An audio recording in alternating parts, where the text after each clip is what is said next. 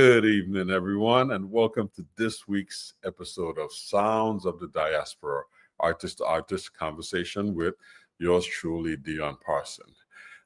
It's a new year. We're having fun. We have some great guests coming on the show. And tonight we have a friend of mine, someone that I've known for many years, a native New Yorker, and he's connected to the diaspora through many, many musical genres. And it gives me great pleasure to invite to the show and have on the show world-renowned guitarist, health, how should I say? Well, he'll talk about his health thing, and composer, arranger, and educator. Please join me in welcoming to Sounds of the Diaspora, the one and only Mr. Freddie Bryant. Thank you very much, Dion. Thank you so much. Freddie. How you doing? Good, man. I'm doing very good. Mm-hmm. Good, man. So Happy New Year. Happy New Year. Happy New Year. And welcome to Sounds of the Diaspora. I understand you've been traveling. You just got back home. Yes, I was teaching in Holland at a school in Groningen called Prince Claus. Mm-hmm. And teaching there off and on, every year since 2006. Right. Going back and forth for a week at a time. Yeah, it's great. Good. Well, we'll get to the education component, but you're a native New Yorker and born and raised in New York, and you have a unique story to tell. I've known you for many years. You know, when I lived in New York, we've had the pleasure of playing together and shared a lot of experiences together. So I know your background, but I really want our audience to hear from you about, your specialty and the things that you do. So share with them, about your early musical upbringing in New York City. Well, okay, I got to start really young because it's a family thing, So right. My father was a concert pianist and a vocal coach, and my mother was an opera singer. She sang in 7 languages, and she sang kind of like the repertoire of Paul Robeson. Right. And so, okay. So she sang spirituals, show tunes, German lieder, Italian aria, Spanish Civil War songs, Russian and Hebrew and Yiddish lullabies, etc. So there was always a large variety of music in the house, but it was mostly not improvised. Right. So my mother, one of the main things that my mother and my father brought to me were spirituals, okay. African American spirituals, then known as Negro spirituals, and she was one of the best serenas in Porgy and Bess, and that is one of the greatest pieces of music that was offered to African American singers in those days, in the 30s, 40s, and 50s, and she toured with it. I have a program. Cab Calloway was Sportin' Life, who sang "Ain't Necessarily So," and so she toured with the original Bess, the original Porgy, and so I had a deep feeling for the spirituals, which which eventually evolved into a deep connection with the blues. And that's how I picked up the guitar. I played piano like my father, but that was his instrument. So I kept with the guitar. I'd take the piano, I'd drop the piano, take the piano, drop the piano. Finally, my piano teacher said, okay, this time you can't drop. And I dropped it later on. I just kept the guitar the whole time and got into improvised music through the blues and B.B. Okay. King and Chuck Berry and 50s rock and roll and that kind of stuff. I guess one is Bo Diddley, that kind of thing. So right. And that obviously has a connection to the diaspora. And after that, I was really into jazz, and also jazz that was influenced by other rhythms, 12/8, African music, Afro-Cuban music, and Brazilian music, especially. Right. That's good to know, because I didn't know about your family history, growing up in a musical house, and it not being, a place where you were actually introduced to jazz on that level. But, when I met you, you were heavy into Brazilian music. I mean, that was like your thing, which. Yeah. Well, it was, again, it was like, and I had a group,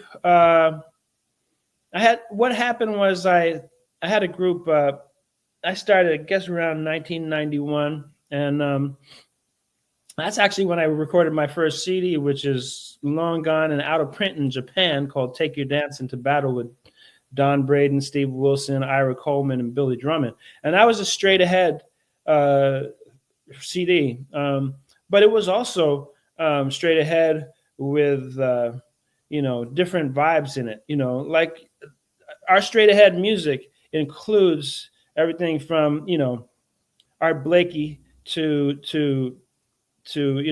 Elvin Jones, and of course there's different threads of people who are really influenced by Africa and by other music. And of course there was a great fad of bossa nova and samba that never went away. And right. Of course back in the 30s and 40s there was the rumba dance and all this stuff started coming to New York, to jazz. So and dizzy and all the cubop and all that stuff. I was really thinking of that back then. But right. Then I started a group called Brooklyn Rainforest. I lived in Brooklyn at the time, and it had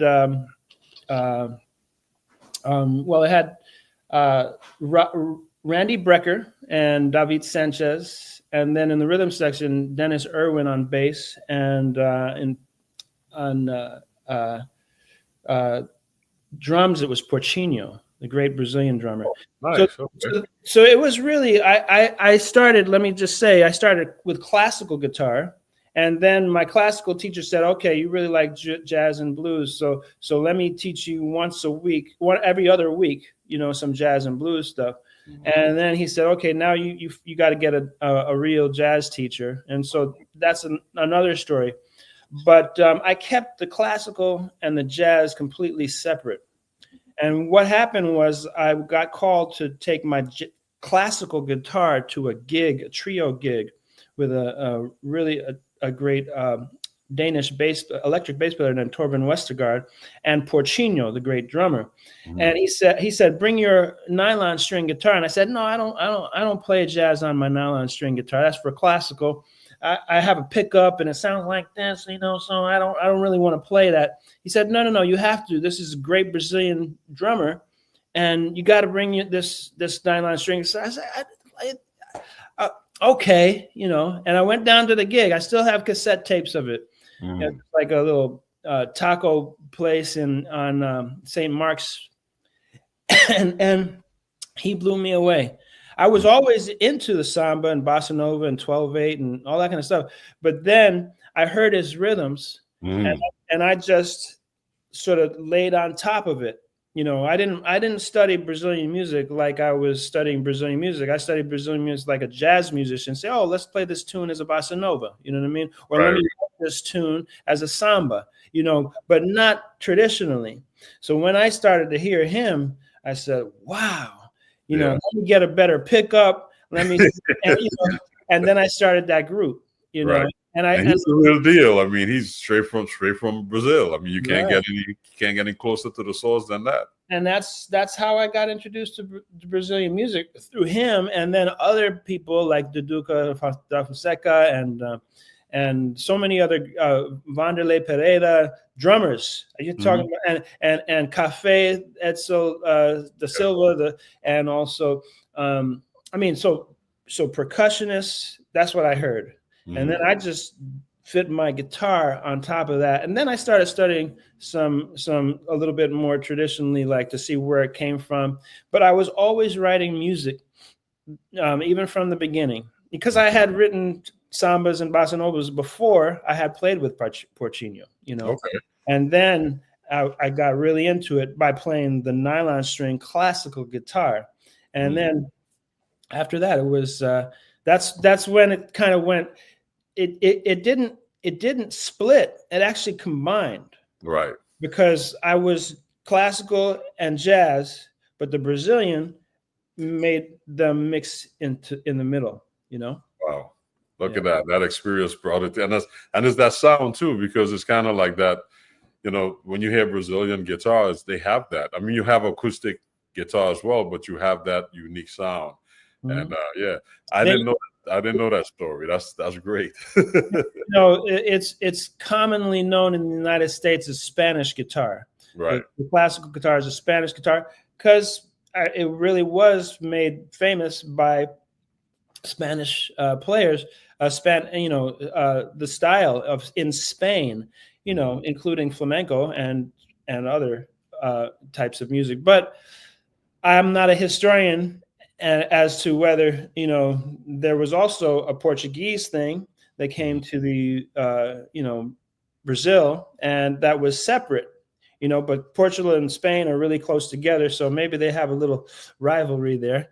I know they have a great you know, style musical fado and all these different stringed instruments too. So, but anyway, so the acoustic guitar in Brazil is called the violin, and so that's what I play. If I tell a Brazilian, they say, "Do you speak Portuguese?" And I say, "No, solamente," in Spanish. Fala violão. I only speak guitar instead of play guitar. You're supposed to say toca violão or whatever, you know. So I just I love it. Hey, music is a language also. So, you know, you find your way. You get on stage with those guys and you find your way musically. Yep, that's what it. That's great.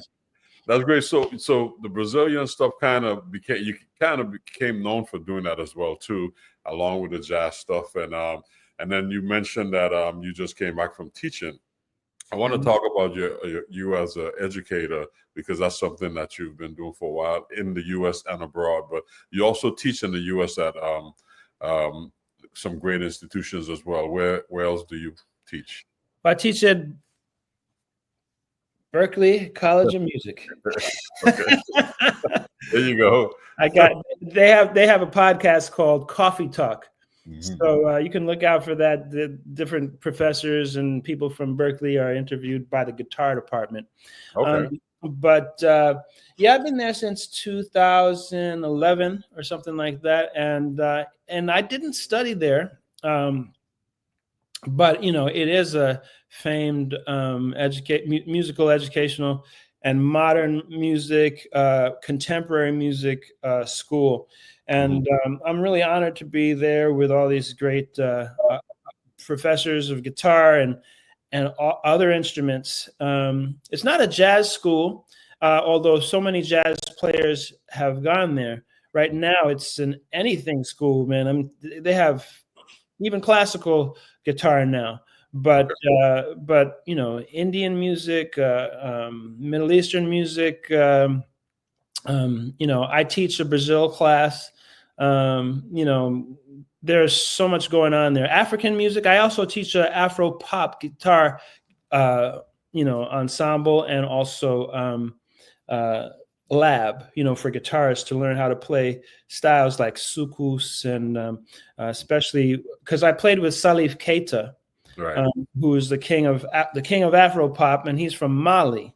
So a lot of the course deals with the you know, the guitar styles in Mali, like Ali Farka Touré, and you know, and we also do high life. I mean, you know, Afro beat and kind of, right, you know, Fela Kuti kinds of sounds, and so yeah, there's so much music there. And that's what I do, and then I go to Groningen and teach there a few times a year, sometimes, and then I have my own private, you know, studio. But that's what I do in terms of music.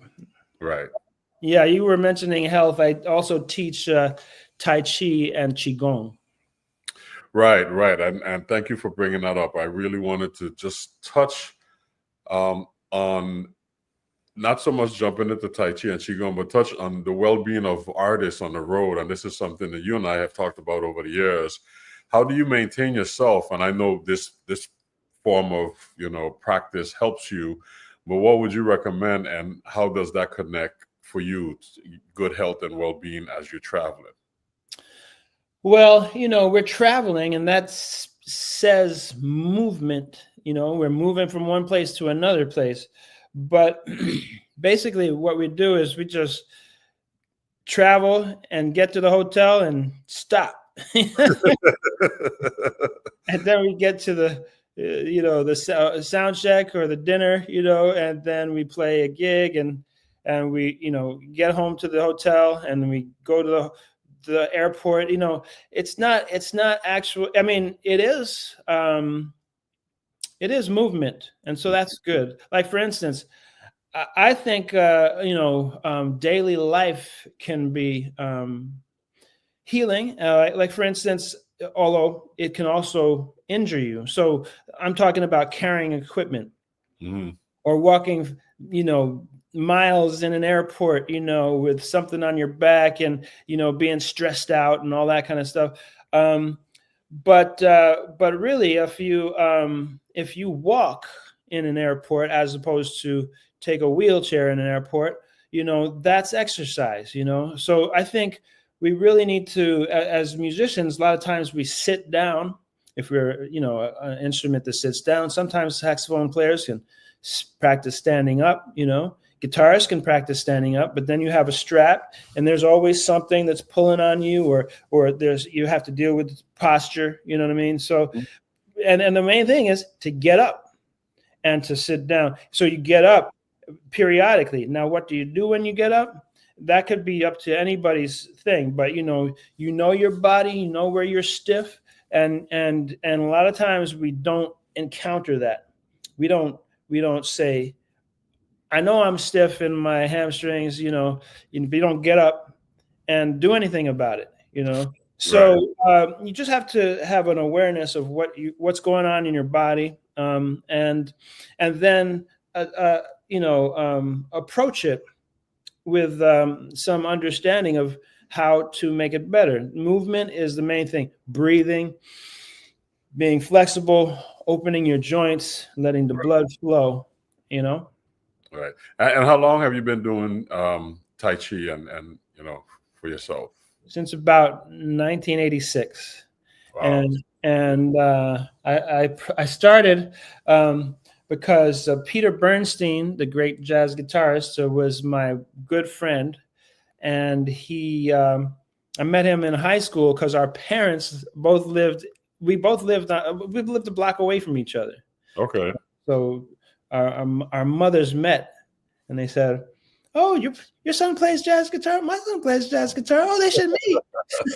That's how we met. And then our mothers, having met on the street, because you're talking like, people think New Yorkers are not friendly, but you meet on the street, you can meet a good friend for the rest of your life. Right. Yeah.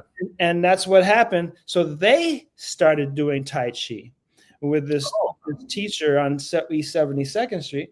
And then I was interested in finding a teacher, and I knew that my mother and Peter Bernstein's mother were doing Tai Chi with Yen Ku at this place. And so I said, Peter, you want to do the class? So we did the class just ourselves with Yen Ku in that summer of 1986. And so that's that's how it started. Wow, that's beautiful. That's beautiful. I think Tai Chi is great. I mean, I'm a closet Tai Chi guy.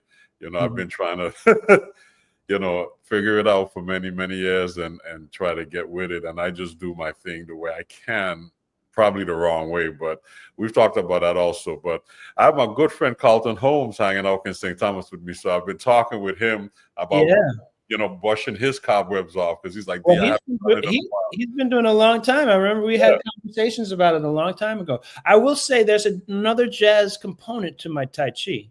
Okay. The reason why I was into it is because I was hanging out a lot with Woody Shaw. Oh, okay. And Woody Shaw would be outside of his gig at the Blue Note, and he would be in the park next door, in between the breaks doing some Tai Chi. And I was like, whoa, what's that? What's that? So that's the first time I really encountered it in person. Was my idol, Woody Shaw, who I was always trying to sit in with. He let me sit in at the Village Vanguard. You know, he was just a great personality and very supportive. You know, so and that was one of the things that we connected on. And I hadn't even studied at that point, but I was looking at. That's why it was in my brain to find it. Well, that's great, man. Well, you know, it promotes good health, good well-being, because, you know, being on the road, living on the road, I mean, man, so many things can go wrong. You know, like you mentioned, injuring yourself and just the hours. People think being on the road is this fabulous, beautiful. Oh, you're traveling, you're going through Europe, you're in Paris. You don't even see any of that. Yeah, man. Unless you get up really early and there's not a early call, you know, like, but most of the time it's like 5:30 and they stop serving breakfast. They start serving breakfast at 6 o'clock. And then you're like, oh shoot, man, we got to get in the van at 5:30 and we don't have breakfast. Yep. It's always some challenge. There's always some challenge on the road, man. It's like, I tell some of these young guys going on the road, you got to develop your road chops. Always have some tuna fish with you, or some, you know, for me it's miso soup. You know, I like the miso soup. You just add hot water. Oh man, I'm telling you, when I was touring with Salif Keita, that was my thing, man. Yeah. Miso soup. That was the only time I ever was on a proper, serious tour bus. It was Africa Fest. There was 4 bands from Africa. And each band had a really nice, bus, and then there was a bus for the equipment. And each bus had, you know, a kitchen in the background, you know, and sleepers and stuff like that. So that was it. I went 6 weeks out with him, and I just had my miso soup, got some vegetables and fruit, and every day I was jamming, like playing the African music, and which meant it was like serious aerobic, because I was dancing the whole time. Every show I was dancing for like an hour, so that was movement, you know. Right. And that and the miso soup kept me going. A miso soup, man, is I take a couple cans of tuna fish in my suitcase, but a miso soup, I have like 4 or 5 packs of that. Hot water. That'll hold you over, because you know how the road is, man. You finish 2 in the morning and you got to leave 5 in the morning. Like you said, the hotel restaurant isn't open, and you know you got to stay. You got to keep yourself. You know, you got to keep that nutrition happening. So man. Yeah. But the pleasures of being on the road, I love it. But thank you for sharing, because I know our listeners are, you know, I've had questions from some of our listeners asking about how do you maintain yourself on the road, how do you stay, you know, energized and different things, you know. So I know because of your regiment of Tai Chi and Qigong, you know, I wanted you to share that. But thank you. Thank you, man. Thank you. Yeah. Yeah, well, I mean, Freddie, you have so many things going on, man. I want to talk about this new project that you have, because it's amazing. I love it. I enjoy listening to the tracks that you shared with us. But being a New Yorker is, you know, a lot of musicians, they dream on coming to New York. I was a kid. I used to hang out on the beach, Ron Blake and I and a couple of other friends, and we would always talk about going to New York and being one of the cats in New York, and eventually getting there. But being from New York and growing up in New York, you have a different story to tell, and that's really unique in your new project, and it's evident in what you presented. So, can you share that project with us? Definitely. It's called Upper West Side Love Story, and not to be confused with West Side Story.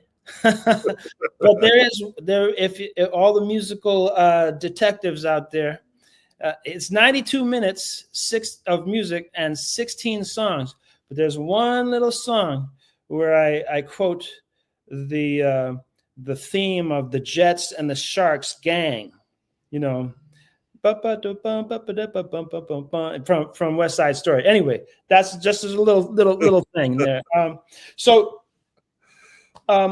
It was initially. The impetus was a grant from Chamber Music America, and to write a piece for an ensemble and then perform it in concerts. And the ensemble was an amazing ensemble. Well, I put them together, and I didn't have, that was part of getting the ensemble, the grant.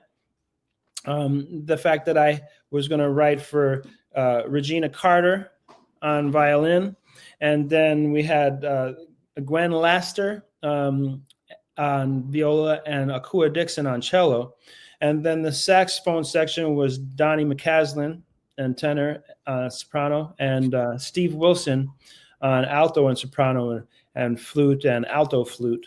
And then then I was guitar, and then John Benitez on bass, and then Alvester Garnett on drums. Now that's great. That's a great band, but really it was to support the singing of Carla Cook, who is an amazing singer from Detroit who's lived in Brooklyn for the last few decades, and she's a teacher at Juilliard school, the jazz school. But anyway, so as I was supposed to write this, COVID happened. And luckily, I know it's a little bit blasphemous to say, luckily COVID happened, but luckily COVID happened because I had a lot of time to do this. So it would have been 3 pieces. But I had so many ideas about this Upper West Side love story that kind of came out of growing up there, but also being pushed out of there because of gentrification and seeing the neighborhood change over many years. So we actually moved, I was born there in 1964, but our apartment that we actually moved out of in 2019 we moved there in 1967. And so the whole time on 87th Street, there were so many great people. And before I get to that, let me just say that COVID happened, and I needed to write the lyrics. And so this is something I hadn't done before. So to get me started, I wrote short haiku, to get me, because I had so many themes I wanted to talk about. So I thought, let me write haiku. So I wrote 8 haiku and 8 longer poems. When I wrote all that, it took me 3 months to write all of that. Then I started to write the music. It went for like a whole year of writing the music. Once that was done, it was basically mid 2021.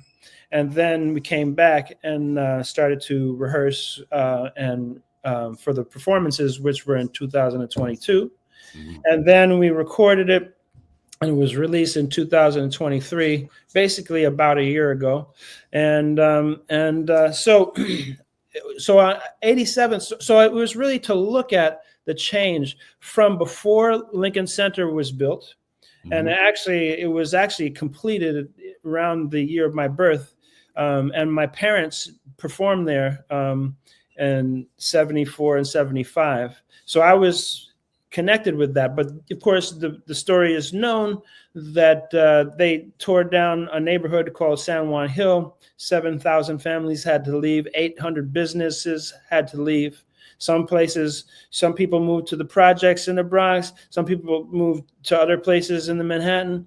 Some people didn't get places, so it's a big story. The Upper West Side was lots of different neighborhoods, different parts, and so that was the area that was just north of Hell's Kitchen.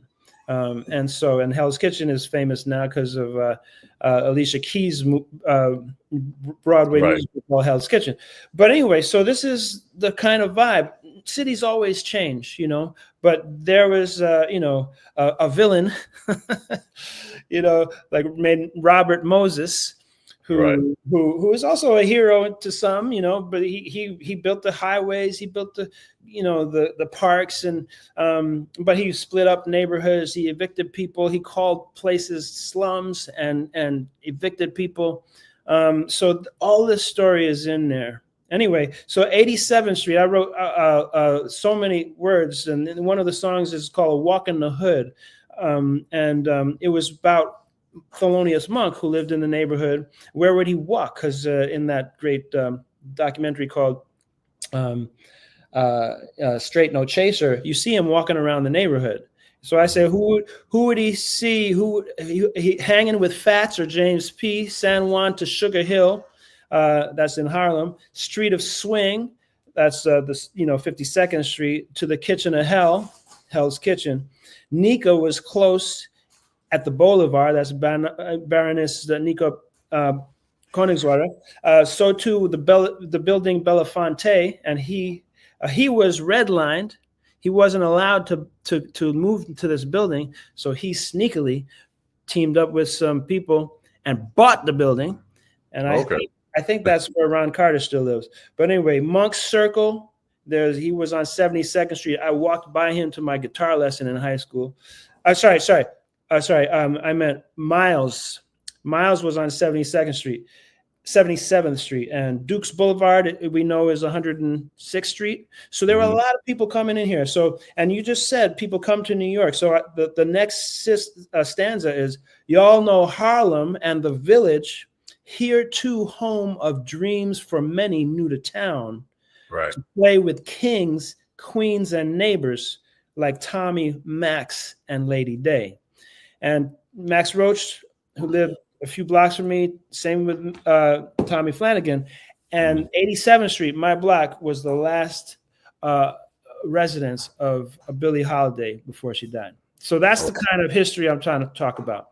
Oh, yes. A lot of history, too, man. A lot of history. Because I remember when Abby Lincoln moved from uptown Washington Heights, she moved to your old neighborhood. She moved us down there because AT, when he came from Paris, took her apartment on 157th Street. When she moved, and Olatunji, Olatunji, the hand drummer from Nigeria, lived down there also on Broadway, I think 79, 80, something around that area as well. Yeah. A lot of great musicians. I mean, African-American music, opera musicians, my mother, and even Leontine Price, who's still alive, bless her, she lived on across the street. And then Betty Allen, who was an opera singer, she was head of the Harlem School of the Arts. So there are a lot of people coming from the arts to try to get to the Upper West Side, which was a sign of success, even though at the time there was lots of crime, and in the 80s, just the homelessness started to grow, and et cetera, et cetera. So it was an interesting thing because it was mixed. There was rich people on the avenues like Central Park West and Riverside Drive, and then in between there would be like tenements, and drug dealers and hookers. It's like it was a very interesting different kind of vibe, but it was definitely a place to go and to live your life and try to that's what my parents did. They came, the interracial family, white men and a black woman could be comfortable there and build a family. Well, it's definitely a reflection of the diaspora, the Afro-Caribbean or just the Afro-American diaspora that was happening at that time. So it's great. A lot of Latin music, right? A lot of Latin music. Exactly. And actually, I'm going to say this now because I'll probably forget, but hip hop is known to being born in the Bronx, where my grandmother lived in South Bronx. But that's only a couple of stops from 96th Street. On the 2 and 3 train, the 2 train, the 3 stops in the 145th. But the 2 train, that's where we took that, and then other people took that down, and Grandmaster Flash would do concerts on my block, and then we would go to the record store and buy his mixtape. Okay. And that's one of my lyrics. If I still in the first song you're gonna play, if you'll hear it. If I still had that, I'd have some cash. You know what I mean? Something like that. You know what I mean? Well, it's great. It's great, man. And I do hope our audience really check out, what you're talking about from a historical standpoint and really delve into what you're talking about. I lived in New York for 30 plus years, so I was part of that history and knew a lot about it through the process of just being there and hearing stories as well. But your Upper West Side Love Story, I think, is really something to celebrate for what you presented. And I want our audience to hear it. So let's start checking out some of this music because it's great stuff. And the musician you have on here, man, you couldn't pick a better cast of supporters for telling your story. So the first song you shared with us is called Kids Rhymes. So let's hear it, and then I want to hear the story behind it because it's a really beautiful song. Kids Rhymes, yes.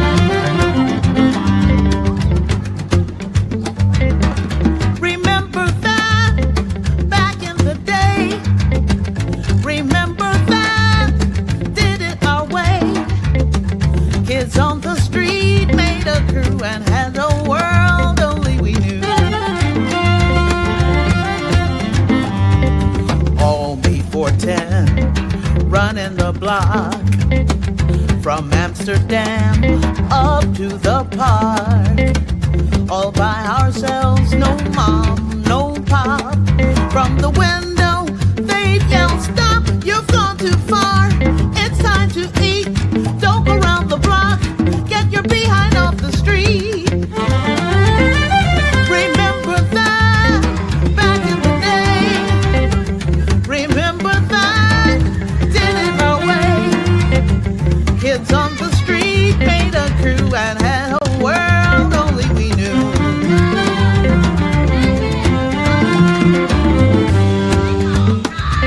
Stickball and double dutch, handball and booty tuck. Cops and robbers ring and run. I'm the Indian brave, don't play with guns. Cadillac wheels in 72 down Suicide Hill, oh please ride through. 8 cents stamp, dime for a bar. 30-cent slices right in a car. Hey, what's a token? This turnstile is broken.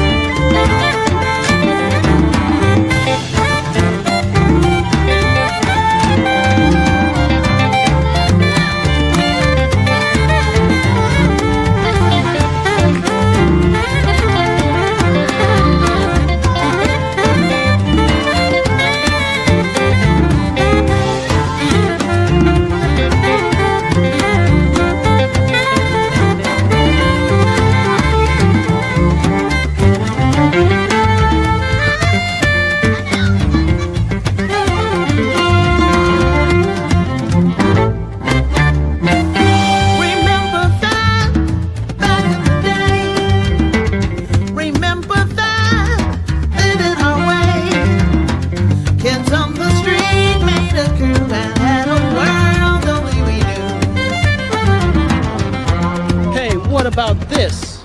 Remember this? high waters can't be beat. 50 feet above the street. Oh yeah, I remember. It was cold. It was cold. Sure was. Banana bikes, 8-track tapes, muggers money in a scrape. Your bike or your watch, you decide. Run home from your mommy, you can't ride. I didn't ride, gave him my bike, kept my watch. Stepsies on my new white Keds. Some of those hoods got caught by the feds. Homemade mix by Grandmaster Flash. If I still had those, I'd have some cash. Walk with an attitude, try and look cool. Think you gangster or do you look the fool? Oh, snap!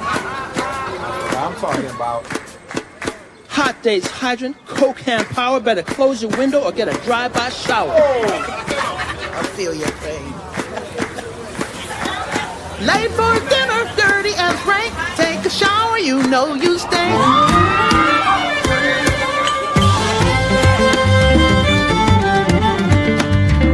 Do your homework and go to bed.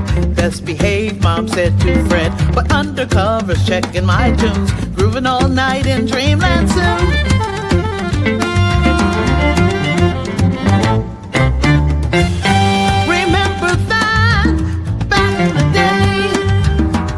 Remember that, did it our way.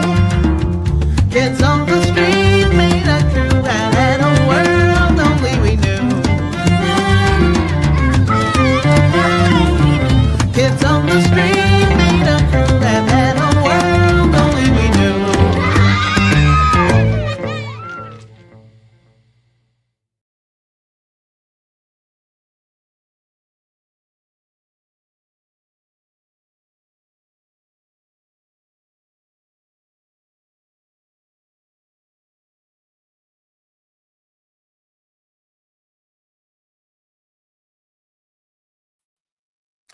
That was Kids Rhymes, part of the Upper West Side Love Story by Freddie Bryant.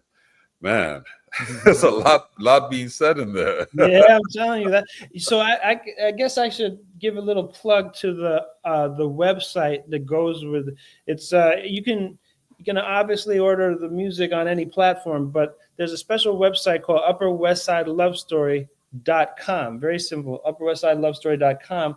That has the story about it, has all the lyrics, and there's even notes on the lyrics. So like you press lyrics, you see the lyrics, but the notes on the lyrics is talking about what each song is inspired by. And there's even some articles in those notes about the Upper West Side that talk about Belafonte and gentrification and other things like that. So it's a great thing. It has the bios of the artists and stuff like that. So anyway, so speaking about, if you want to check out the lyrics and hear the story, then that's where you go. Because we have a CD, but right now that's sold out. So that's really nice, old fashioned, where you got the 16-page booklet with all the lyrics and everything. So that's not going to come when you stream it. So now you can go to the website and just check out all the lyrics, Great. Beautiful story, man. Beautiful story. I want to keep moving because go ahead, man. I'm cool. What to be told is great stuff. And I like the concept behind of just bringing that history to the forefront so people understand, about the gentrification and the changes and all of that, but about how important that time frame was. So the next song you shared with us is entitled "We Used to Dance." So let's check that out. We Used to Dance.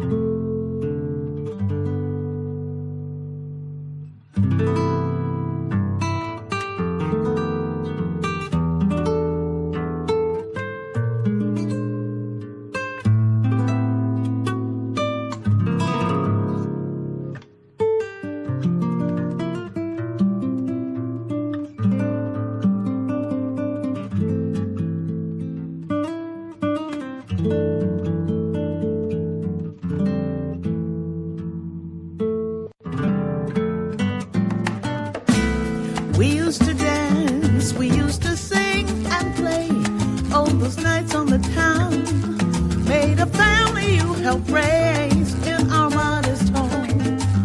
Now a palace we praise.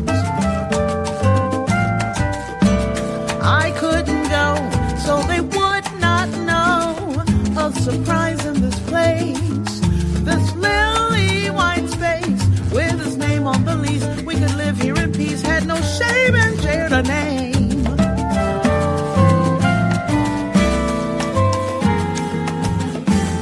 A family you raised on these streets of love and pain. We lived our vows through sickness and health, the rich and poor next door. Lean years of cuts, cracked bins and miles and playgrounds by the swing.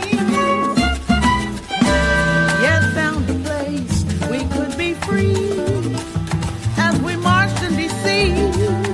in search of a dream. Our family you helped raise. From the future we dared not see.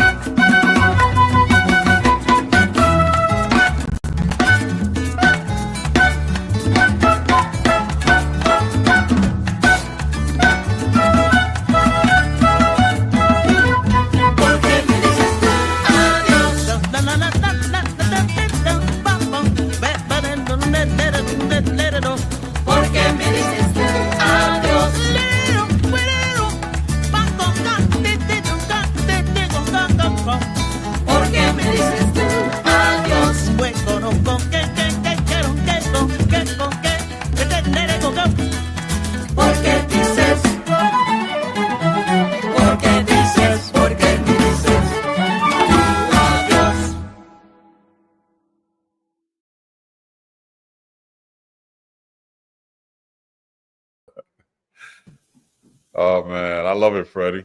Thank you, man. Yeah, beautiful stuff. Beautiful stuff. I love the fact that they're singing in Spanish, right? Yeah, that's a long story. I won't share it now, but basically the short end of it is that I wrote it in English, and I had about 8 of my friends from various different Spanish countries translate it, and each time was a different one. Because they have this dialect and this dialect. No, I wouldn't say it that way. No, I wouldn't say it that way. Oh, man. Hilarious, man. That's great. That's great. And the I have to mention Zoe Matthiasen. She's the one who did this great artwork of the recreation of the playground that was in the end of my block for kids' rhymes. And in that video, there's also a video of that song that we just did where you can see some pictures of my parents and baby pictures of me and stuff like that. But that was basically about my parents coming to the neighborhood, and raising the family. And then why do we have to go? Why are you saying goodbye? Because I didn't really go into that, but Upper West Side Love Story got in the Daily News, and so that was about me basically in housing court trying to keep the place where we grew up. It was rent controlled, but that's I don't want to talk about that story because it's all a happy ending. Yeah, good, beautiful. Well, great music, man. Let's continue. You have some great stuff here, and I'm enjoying it. Sitting back, dancing, grooving, just feeling the vibes of the city. So yeah, man. So the next song you shared with us is a song called "Love Can't Live on Nostalgia." Yeah, so let's check that one out. Okay, thank you, man.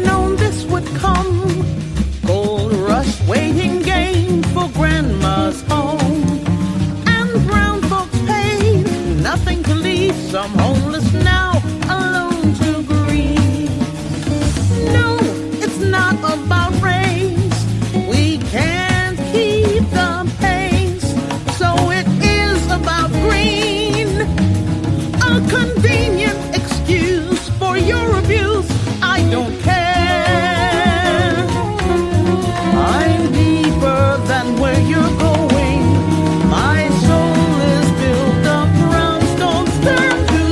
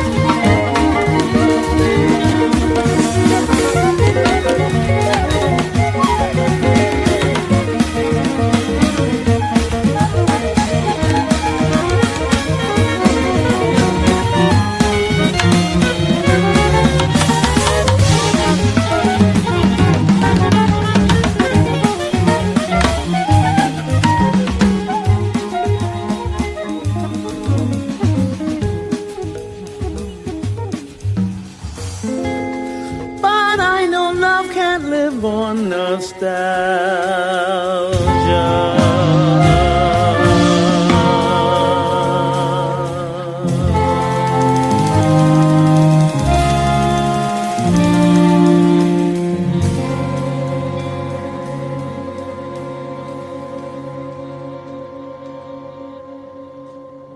So, Freddie, Yeah, man. did you add a percussionist to the group? I did. Oh my gosh. Oh, I have to hold on a second. Let me see if I can let me get the CD here. I want to make sure because he's a brother of another, so Roberto Quintero. Roberto Quintero. That's his. I know what's his name. Yeah. What's Quintero's? Yes, exactly. That's his, I know. What's his first name? Man, I'm just evading me right now. You know what? I had it right before I said Roberto. Yeah. Okay. All right. So I've worked with him also in the past. We did a project with Wycliffe Gordon, and he was on it. Great stuff, man. Yeah. Okay. So yeah, he got in there. That was also one of John Benitez's additions. Like not additions, but you know how people help out with and give of themselves to the project. He Right. was like, oh man, we need to have a percussionist on this one. And same thing with the previous song, Right. We Used to Dance. Yeah. Right.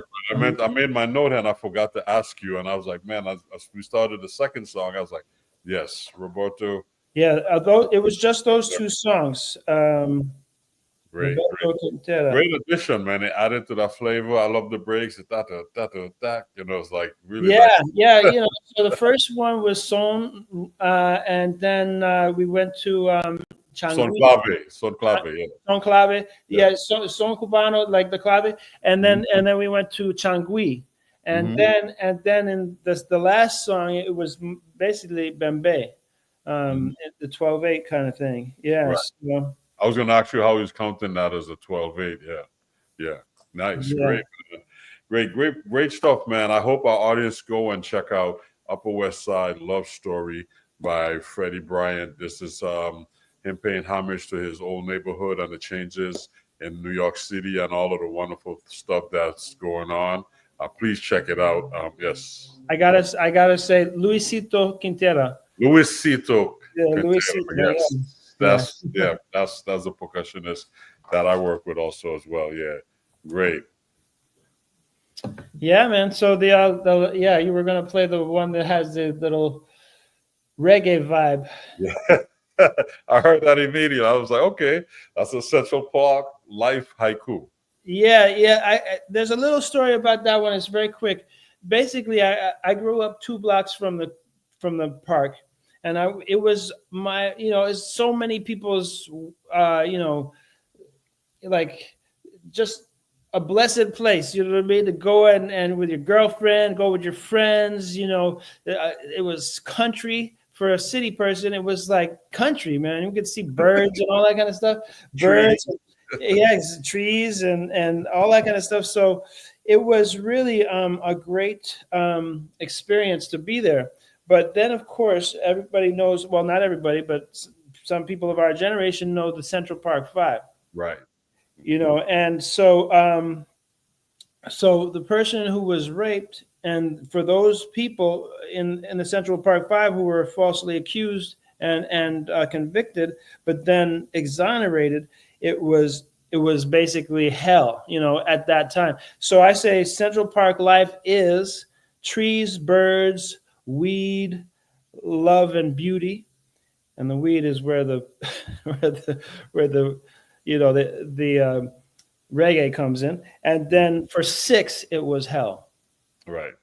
Yeah. Okay. So that's why it's got a little. It's the neighborhood. Everything has so many different levels of like there's joy, there's tragedy, there's homelessness, there's wealth, Right. there's drugs, there's and then there's evictions, and there's kids playing in the street, and and it's Central Park. It's life. Yep, it's life. Yeah. Yeah. Central Park life haiku. Let's check it out.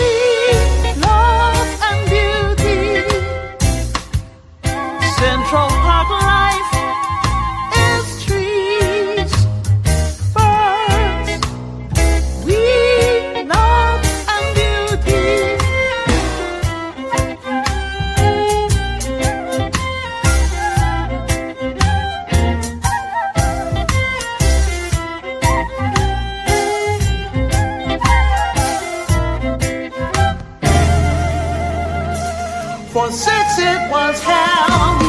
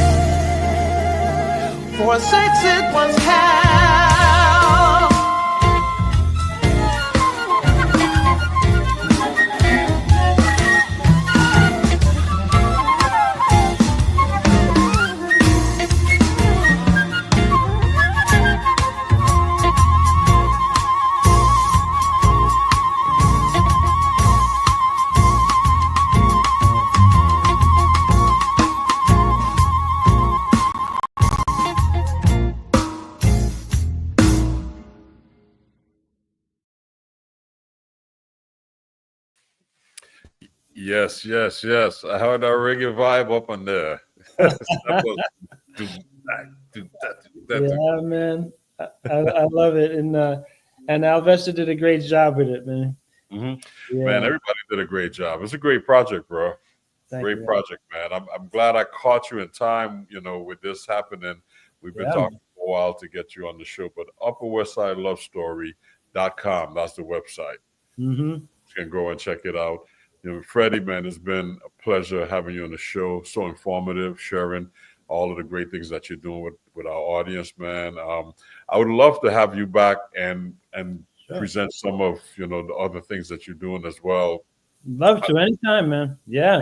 Yeah, this is important, but you have so much stuff going on. I mean, again, when we talked about this, is like Don't I worry. want really fast. Don't worry. I always have a time for a trip down to the island. There you go. There you go. Yeah, we're doing it. Oh man, I love it. Location. I love it, man. So before I let you go, share with our audience, how can they follow you via social media, website, stuff like that. Okay, cool. Yeah, it's easy. Freddie Bryant, Facebook is easy. I have a personal page and Freddie Bryant-musician.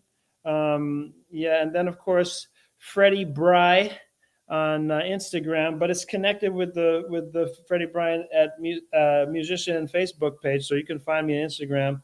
I mean, those are the main places there. But I have the FreddieBryant.com. Mhm. Also has if you want to be on my mailing list or want to find out anything more in person. I mean, not in person, but about if you want to just contact me. I even have my phone number and my email on there. So I'm not I'm good at the Instagram, but I'm better at just texting. Easy to find. Easy to find, yeah, easy, man. So Great, man. but I also for the business, my YouTube page. That would be great if you want to just like it and follow on the YouTube, Freddie Bryant. You'll find it. Great. Well, thank you, Freddie, man. It's been an honor and a pleasure having you on the show as you shared your story with us. And again, we love to have you back and present some other musical presentations as you have in your arsenal. So thank you again, man, and continued success to you, man. Thank you, man. Thanks so much for having me. Yes, sir. All right. That was the one and only Freddie Bryant. I told you guys you were in for a treat, man.